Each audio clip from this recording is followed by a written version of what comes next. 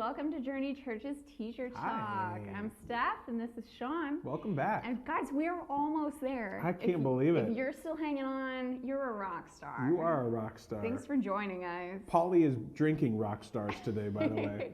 Yeah, shout out to Polly. Shout out to Polly, rocking the camera all throughout this series. Super. So today we're talking about the doctrine of the church. The doctrine of the church. How interesting, Steph. We've got Max lays out the universal church, the local church, leadership, and membership. Yeah. I don't emphasize any of those things. So friends, I'm going to launch in here. Listen, none of the stuff that Max has here is inherently bad. I mean, there's some beautiful things in here. Absolutely. I'm going to highlight some of those. Yep. And but hopefully kind of bring a little bit more maybe kingdom context to some of the other pieces. So, and for this, I'm actually going to share just a couple for minutes on what I typically share with church leadership teams.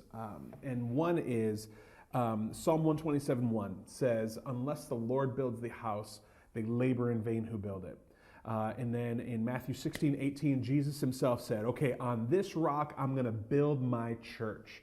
And so right off the bat, take those two scriptures and put them together, and we realize that Jesus wants to build his church. Right. So before we even try to understand anything about doctrinally or biblically about the church, we've got to understand this is God's idea. We didn't make this up. This is his idea, and Jesus is really intent on seeing his blueprints actually working. Yeah, and I think just remembering that, like, when we're talking about church here, we're talking about the ecclesia, right? We're talking about the assembly of the called out ones. We're not talking about, the four walls and the pews, right? No. Like, if that was the church that Jesus was talking about, he would have put those carpentry skills to work, and he would have built a temple, right? Like, he literally was skilled in this, okay? Yes. But that's not really what he's talking about when we use the word church. It's absolutely right. And actually, for more information on that concept, I would really point you to another book called Ecclesia, Ecclesia, and it's by Ed Silvoso, and who has some of the best language on the concept of what Jesus actually meant. Because Jesus could have said, on this rock I will build my temple, on this rock I will build my synagogue, but he chose the word ecclesia, which was actually a secular word in that time, in that Roman and Greek culture, for when a group of people who come together and move about and extend the government that they came from. Hey. Oh, it's fascinating, but a really good read. Highly encourage you to get a hold of that. But continuing kind of down this thread, so Jesus wants to build his church, and then we come alongside as co-builders and co-laborers. Yeah. 1 Corinthians 3, Paul relates himself as a wise master builder, laying a foundation. And he even says, there's no other foundation that can be laid than Jesus himself. He's the cornerstone. Absolutely. Max talks a little bit about this, that the church is a body of believers.